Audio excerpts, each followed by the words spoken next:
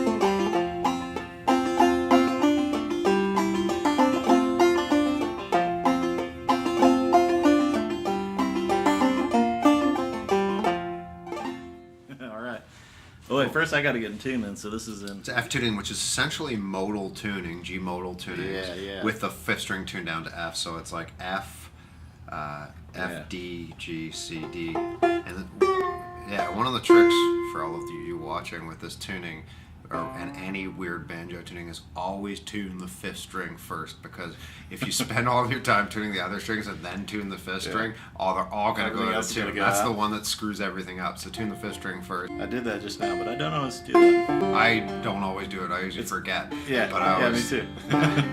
Yeah, one of the cool things, like, so when you don't have the capo on, you're playing in the key of F, and you tune that fifth string down, like in regular modal tuning, you'd be tuned up. The fifth string would be tuned to this note, tune it down. But the cool thing is when you use a capo for this tuning, it tunes the F tuning into a G tuning. And what's neat is in this tuning you're playing out a G at the second fret with and you don't even have to tune the fifth string down. You just have to leave it out of the capo. You know what I mean? Yeah. So then you're in G, then put it in the capo. You're in A modal. Yeah. Tune the one string down. You're in A. Tune the fourth string down, you can play in D, so you can play in D, G, A modal with the capo on the second fret. Oh man, which is pretty handy. That's super handy. I never thought about that. I mean, I got turned on to this tuning from listening to Dirk Powell and Adam Hurt. I think use this tuning a fair bit in different things, and that's sort of how I maybe was aware of it before then, but just hearing their recordings, so I got turned on to it. And so like the one thing that's different about this tuning than most of your other banjo tunings is it's a closed tuning, or what I would call a closed tuning. So you're chording all the time. This is your home bass chord. Yeah, so instead of just you sort of have to have a chord down. It's almost like a guitar, so it's almost like a G chord. I don't know if people can see that.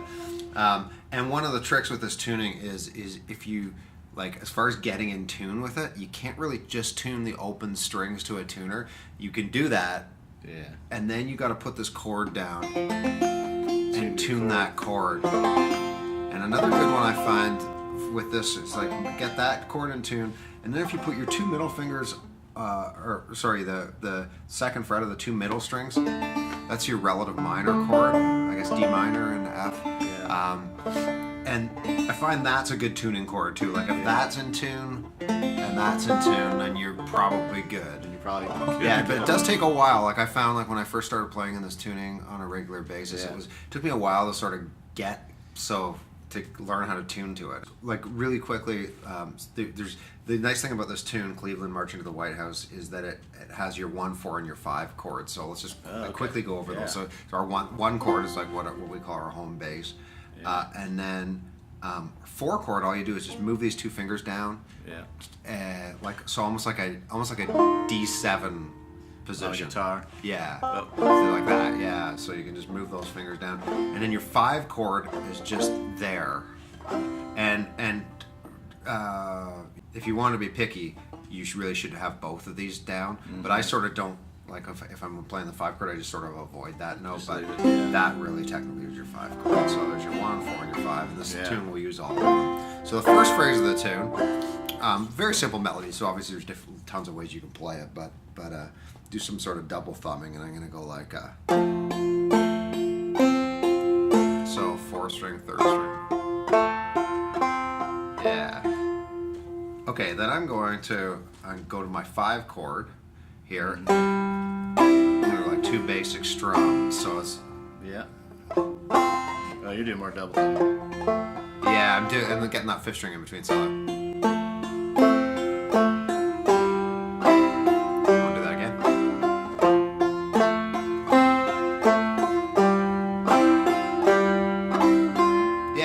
One thing I sometimes do on that 5 chord is I do like one of these like ghost note or alternate string pull off deals where I go like so what I'm doing there, and so if you think of that as like 4 beats, like 1, like your basic strum, 1, 2, 3, 4. On beat 2, I'm pulling off with my left hand, but it's not like a note that has anything to do with the right hand. So it's like I play the 3rd string, pull off, then put my finger back down for the brush, so it sounds like this.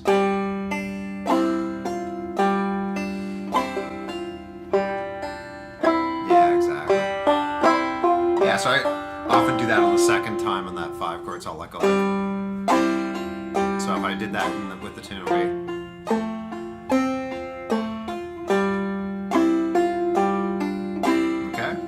So let's see the next phrase.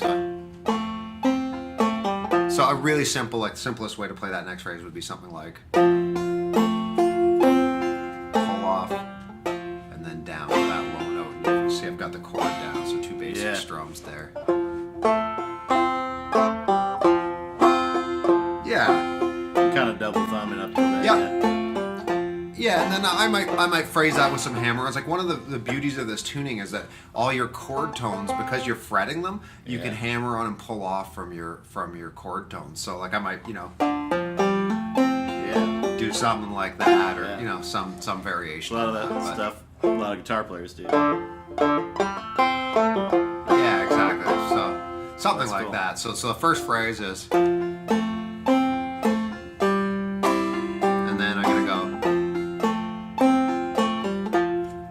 phrase is the same as the first phrase.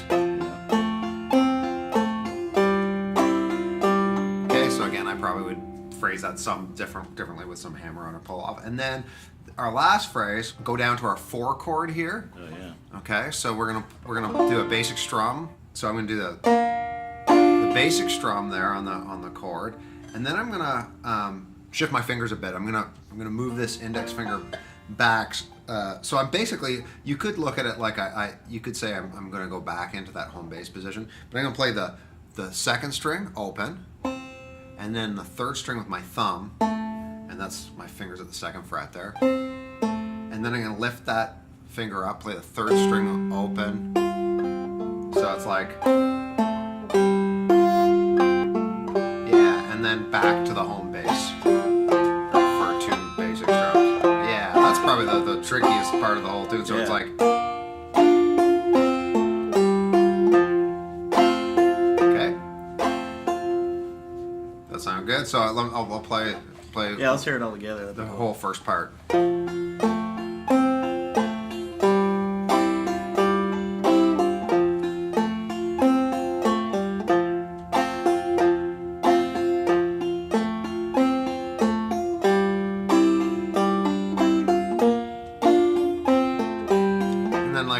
I'll just play it again with maybe some of like the variations I might.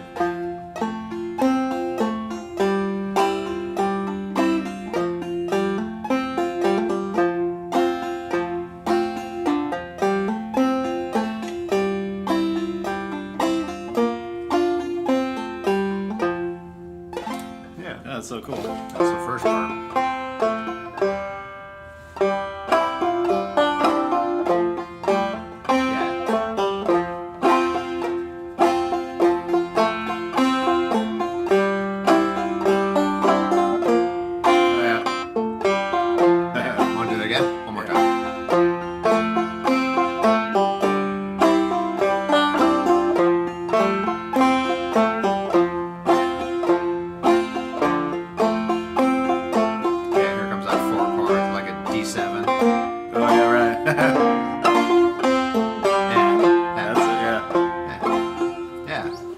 A section. The B section is almost the same. It sort of just goes in a different direction. So it starts on the high string. So I do like a basic strum on the first string. Okay, now I'm gonna lift my ring finger off, and then I do, this is what I, just for, you know, a way of describing it, I call this a roll.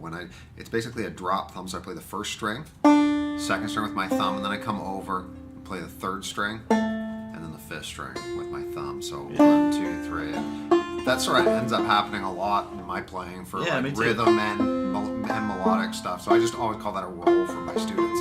Just so I do too, but I don't know if anybody else does, but that's what I call it as well. Yeah. So I'm going to go first string, and then I'll roll, lift that finger up, and then I go to that 5 chord again, do the same deal. So that's, okay. So it's like...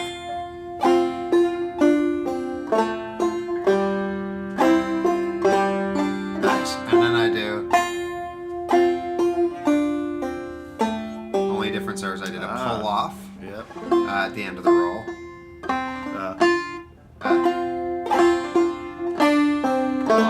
And then to the home base. Yeah. Third one's the same as the first. Yeah.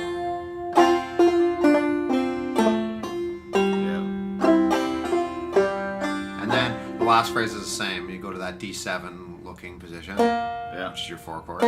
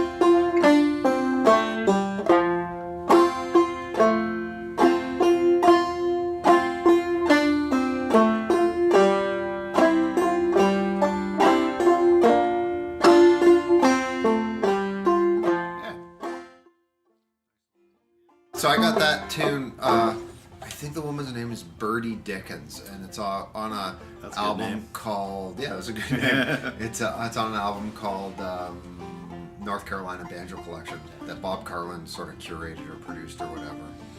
Was that fairly recently in the late '90s, early 2000s or something? I think I remember when that happened. Probably late '90s. Never got my ears on that. Elizabeth Cotton, I think, is on that playing banjo a little bit. Yeah. I think Fred Cochran and all those guys. Well, thanks for doing this, man. Yeah, my pleasure. That's great. That's a great tune. Isn't it? Yeah, I love it.